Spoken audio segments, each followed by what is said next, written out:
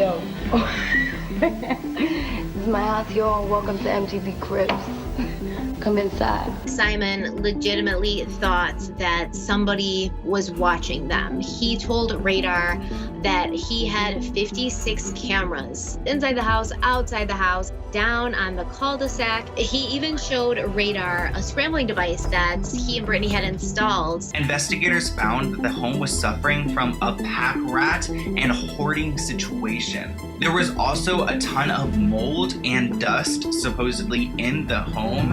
What the FBI found in the house where Brittany Murphy died changes everything about her mysterious death. They were bugging their phones, they were watching them, they were threatening them. She claims that her and Brittany were tight, they were friends, and as a result, Brittany became a target for the US government, who are also the people who were trying to make her life a living hell. The house contained military-grade surveillance systems, but still, her husband would die in the same room she died 5 months later from identical causes. The results show 10 heavy metals at significant levels that several instances are well beyond the levels permissible by the World Health Organization. Independent laboratory testing revealed something the coroner missed: contamination levels that suggested intentional poisoning. Tell me exactly what happened. My son is passed out. He was dizzy. He couldn't walk right. He's had a cold.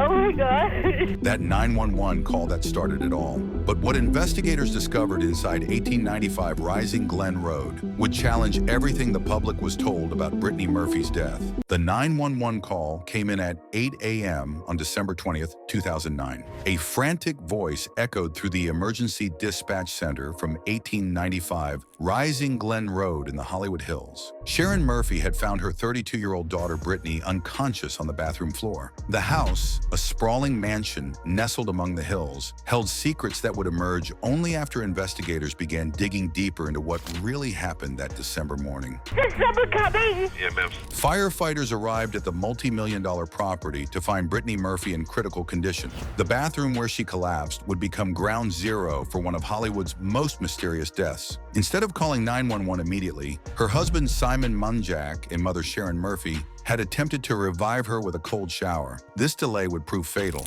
The house itself carried an ominous history. Brittany had purchased the property in 2003 from pop star Britney Spears, who had fled the residence claiming it was haunted. Strange occurrences had plagued the previous owner, including reports of spiritual disturbances and unexplained phenomena. Spears never returned to the house after experiencing what she described as malevolent spirits trying to push her down the stairs. Simon legitimately thought that somebody was watching them. He told Radar that he had 56 cameras inside the house, outside the house, down on the cul-de-sac. He even showed Radar a scrambling device that he and Brittany had installed. By 2009, the mansion had become a fortress. Simon Monjack had installed 56 surveillance cameras throughout the property and surrounding area. Phone scrambling devices prevented eavesdropping on conversations. The couple lived in constant fear of being watched, monitored, and targeted by unknown forces. Their paranoia had transformed their home into a high-security compound where normal life became impossible.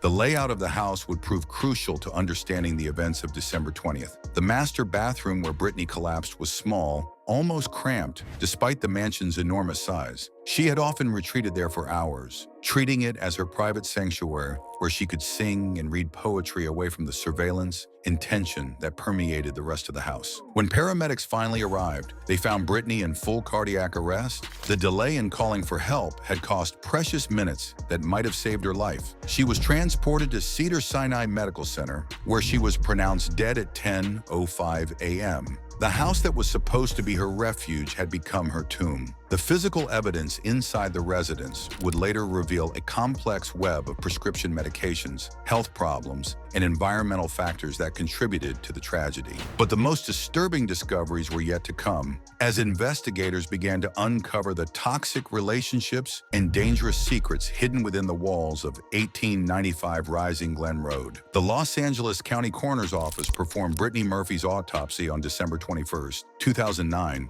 one day after her death. Initially, initial report suggested natural causes, but the detailed findings painted a far more complex picture. Dr. Lisa Sheinin, the deputy medical examiner who conducted the autopsy, discovered a combination of factors that told the story of a young woman whose body had been systematically weakened to the point of collapse. The primary cause of death was community-acquired pneumonia, a lung infection that typically affects people who haven't been recently hospitalized. However, pneumonia alone rarely healthy 32-year-olds. The secondary factors revealed the true scope of Brittany's declining health: severe iron deficiency anemia and multiple intoxication from prescription medications. The anemia was particularly severe. Brittany's red blood cell count had dropped to 1/4 of normal levels, leaving her body unable to transport oxygen effectively. The condition was likely caused by heavy menstrual periods that had been ongoing for months. She was essentially bleeding to death internally while battling pneumonia and managing the side effects of multiple medications. Brittany died of 3 causes: pneumonia, anemia, and a toxic mix of prescription drugs. The toxicology report revealed elevated levels of hydrocodone, acetaminophen, chlorpheniramine, and L-methamphetamine in her bloodstream. These medications suggested she had been treating cold or respiratory symptoms, but the combination proved lethal given her weakened state. Hydrocodone and acetaminophen are components of Vicodin, which Monjack claims she used for menstrual pain relief. The coroner's pattern analysis indicated Brittany had been self-medicating for weeks before her death. She had been treating symptoms rather than seeking proper medical diagnosis and care. The medications found in her system were consistent with over-the-counter cold remedies and prescription pain relievers, creating a dangerous cocktail when combined with her existing health problems. What made the findings particularly troubling was the timeline. Brittany had been suffering from severe laryngitis and flu-like symptoms for weeks before her death. She had finally scheduled a doctor's appointment for Monday, December 21st,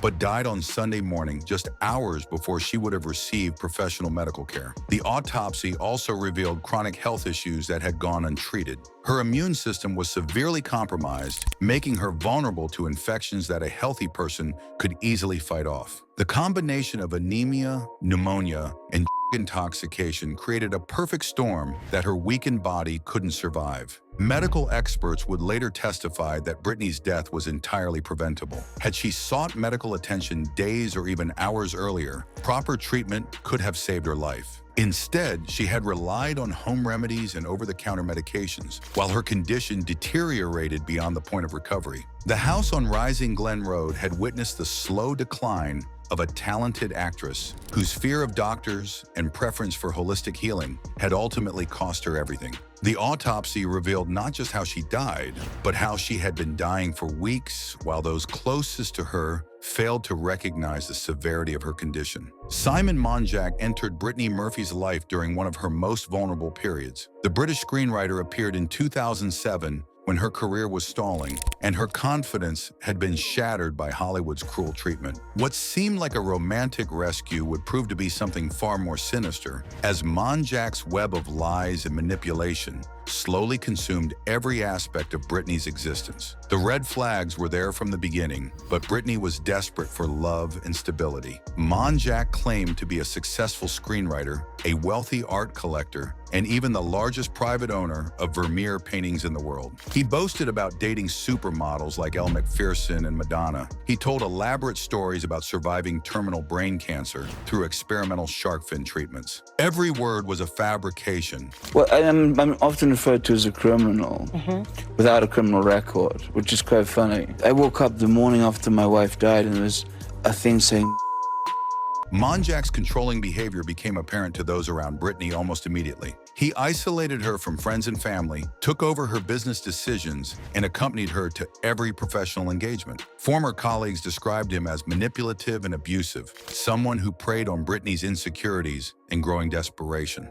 The marriage itself was rushed and secretive, taking place in 2007 after only months of dating. Some speculated that immigration issues motivated the quick ceremony, as Monjack faced potential deportation. Brittany's inner circle was horrified by the union, but their warnings fell on deaf ears. She was already too deeply under his influence to recognize the danger. Monjack's impact on Brittany's career was devastating. His interference on film sets became legendary in Hollywood. During the filming of the caller in Puerto Rico in November 2009, his drunken behavior on set led to Brittany being fired on the first day of production. The incident effectively ended her movie career and marked the beginning of her final decline. The couple's financial situation was also troubling. Despite Monjack's claims of wealth, they were struggling with mounting debts and dwindling income. Brittany's reduced work opportunities meant less money coming in, while their lifestyle expenses continued to climb. The stress of financial pressure added to her existing health problems. Perhaps most disturbing was Monjack's behavior during Brittany's final illness. For weeks, he watched her grow progressively sicker without insisting she seek medical attention. He claimed they preferred holistic healing methods, but medical experts suggest his control over her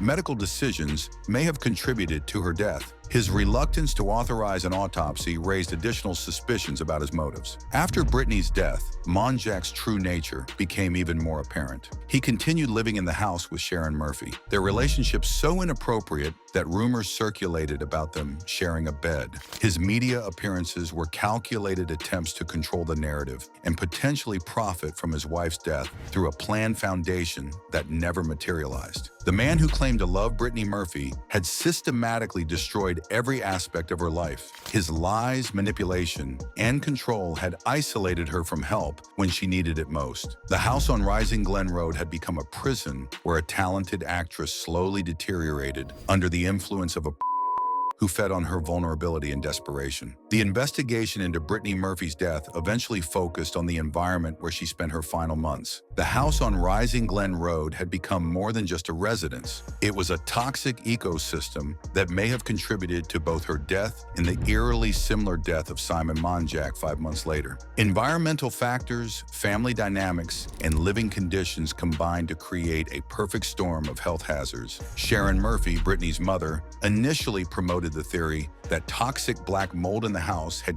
both her daughter and son-in-law. The mansion was situated at the bottom of multiple hills, causing water drainage issues that could lead to moisture problems in the foundation and walls. A water heater in the attic had previously leaked, flooding parts of the house and creating ideal conditions for mold growth. The mold theory gained traction when people noticed that both Brittany and Simon had died of pneumonia-related causes. Black mold exposure can cause respiratory problems, pneumonia, and even paranoia, symptoms that match their behavior and health issues in the months before their deaths. The theory seemed to explain why two relatively young people had died of similar causes in the same location. However, the mold theory faced significant challenges when investigators attempted to test the house. According to some reports, Sharon Murphy refused to allow coroner's office officials to test for mold contamination. She later denied these claims, but the controversy raised questions about what was being hidden inside the residence. Television crews who visited the house after the deaths reported seeing plastic sheets hanging throughout the interior,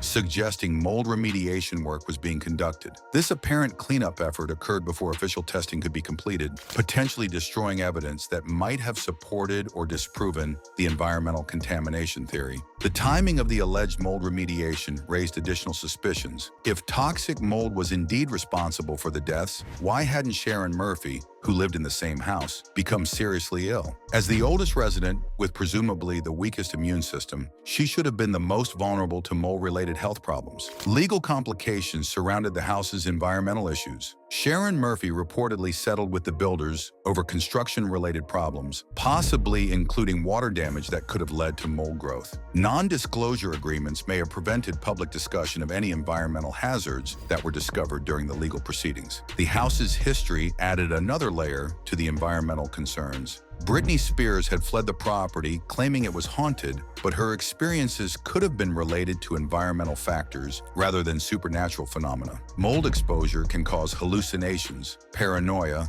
and other psychological symptoms that might be interpreted as paranormal activity. Beyond the mold question, the house had become a psychologically toxic environment. The constant surveillance, the isolation from friends and family, and the atmosphere of fear and paranoia had created conditions that were harmful to mental and physical health. Brittany had retreated increasingly to her bathroom sanctuary, the only space in the house where she felt safe from the watchful eyes of Monjack's security system. The environmental factors at 1895 Rising Glen Road represented a complex web of physical, psychological, and social toxins that may have contributed to the deaths of both Brittany Murphy and Simon Monjack. Whether from mold, medication interactions, or the stress of living in a fortress-like environment, the house itself had become a danger to anyone who lived there. Angelo Bertolotti, Brittany Murphy's father, refused to accept the official cause of death. In 2012, he filed a petition in Superior Court to obtain hair samples from his daughter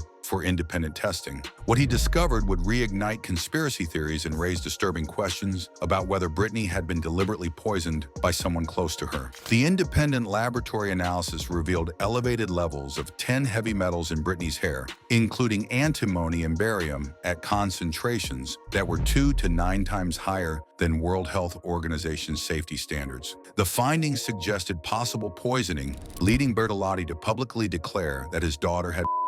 Forensic pathologist Cyril Wecht examined the laboratory results and found them deeply concerning. The pattern of heavy metal contamination was inconsistent with normal environmental exposure or cosmetic products. The levels were so elevated that they suggested deliberate introduction of toxic substances into Brittany's system over an extended period. The results show 10 heavy metals at significant levels that several instances are well beyond the levels permissible by the World Health Organization.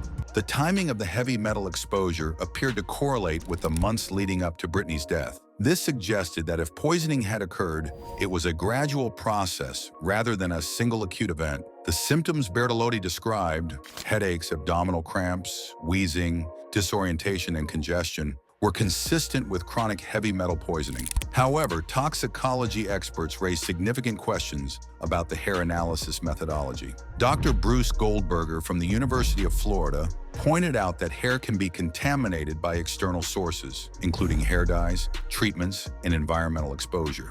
Brittany was known to dye her hair frequently, which could account for some of the metal contamination. The lack of certain physical evidence also undermined the poisoning theory. Heavy metal poisoning typically produces characteristic fingernail markings called Mises lines or leukonychia striata. These telltale signs were absent from Brittany's body during the autopsy, making systemic heavy metal poisoning less likely. The Los Angeles County Coroner's Office firmly rejected the hair analysis results. Officials stated that they stood by their original findings and noted that the hair testing had not been conducted according to proper forensic standards. They emphasized that no heavy metals or other poisons had been detected during the official autopsy and toxicology examination. Critics also pointed out the potential for confirmation bias in Bertolotti's investigation. As a grieving father seeking answers, he may have been predisposed to accept results that supported his belief that his daughter had been.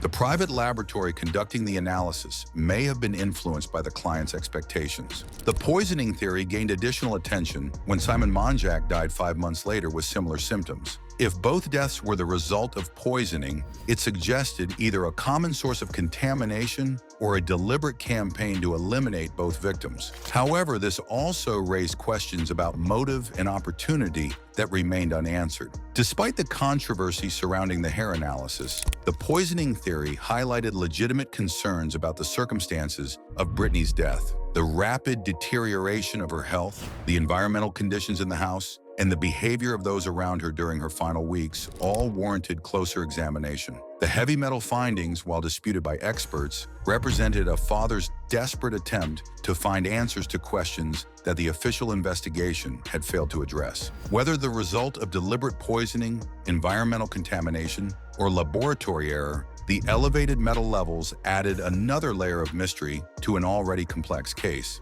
The most outlandish theory surrounding Brittany Murphy's death emerged from an unlikely source. A woman calling herself Sarah, who claimed to be a former government employee and whistleblower. Her story connected Brittany's death to a massive government conspiracy involving border security, surveillance, and the systematic elimination of witnesses to official corruption. Sarah claimed she had worked for Border Patrol at the San Isidro border crossing, one of the busiest entry points between the United States and Mexico. According to her account, she witnessed a serious security breach on July 4, 2004, when several individuals were waved through the border despite intelligence warnings about potential terrorist activity. When Sarah attempted to report the security violation, she found her immediate supervisors unavailable due to the Independence Day holiday. She went above their heads to report the incident, triggering what she claimed was a campaign of government persecution against her, her family, and her associates, including Brittany Murphy and Simon Monjack. They were bugging their phones, they were watching them, they were threatening them. She claims that her and Brittany were tight, they were friends, and as a result, Brittany became a target for the US government, who are also the people who were trying to make her life a living hell. The conspiracy theory suggested that the government's harassment of Brittany was connected to her alleged friendship with Sarah and potential testimony in a Department of Homeland Security case. Sarah claimed that immigration authorities were trying to deport Simon Monjack, forcing Brittany to marry him quickly in a secret ceremony to prevent his removal from the country. According to this theory, the surveillance system that Monjack had installed in their house was not paranoia, but a realistic response to actual government monitoring. The 56 cameras and phone scrambling devices were necessary protection against federal agents who were conducting illegal surveillance operations against them. Sarah's claims extended to suggesting that the government was using sneak and peek tactics and other intimidation methods to terrorize Brittany and Simon. She alleged that Brittany was afraid to go home because of ongoing harassment and that the stress of government persecution had contributed to her declining health and eventual death. However, investigation into Sarah's claims revealed significant problems with her story. There was no credible evidence that she and Brittany Murphy had ever met or maintained any kind of friendship. The only documented connection was a letter Sarah had written to Brittany asking for support, which was declined by Brittany's publicist. The lack of corroborating evidence for Sarah's claims was overwhelming. No documentation supported her employment at Border Patrol, no records confirmed the security breach she described, and no evidence linked Brittany Murphy to any government investigation or surveillance operation. The entire conspiracy appeared to be the fabrication of someone seeking attention or suffering from paranoid delusions. Angelo Bertolotti, despite his willingness to pursue other conspiracy theories about his daughter's death, embraced Sarah's claims without verification. His support gave the story temporary credibility. But after his death in 2019, no one remained to champion the government conspiracy theory. The appeal of the government conspiracy theory lay in its ability to provide a comprehensive explanation for all the strange circumstances surrounding Brittany's death. It explained the surveillance equipment, the paranoia, the rushed marriage, and even the deaths themselves as part of a coordinated assassination campaign. However, the complete lack of evidence supporting Sarah's claims, combined with the implausibility of a government conspiracy targeting a Hollywood actress for her connection to a Border Patrol whistleblower, made this theory the least credible of all the explanations for Brittany Murphy's death. The government conspiracy theory represented the far extreme of attempts to find meaning in a tragedy that may have been nothing more than a series of unfortunate circumstances, poor medical decisions, and toxic relationships that culminated in preventable deaths. Anyway, that's it for this video, folks. Bye.